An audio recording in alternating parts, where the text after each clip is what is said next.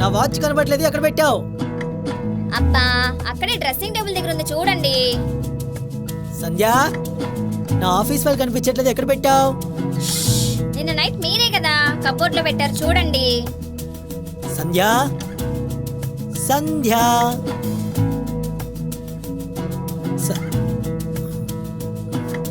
ఏంటి ఓ హడావుడి చేస్తున్నారు? ఇందులో ఆడావుడే ఉంది, కనిపించట్లేదు కాబట్టి అడిగాను. కనిపించకపోతే అడుగుతున్నట్లేదు, కావాలనే అరుస్తున్నట్లుంది.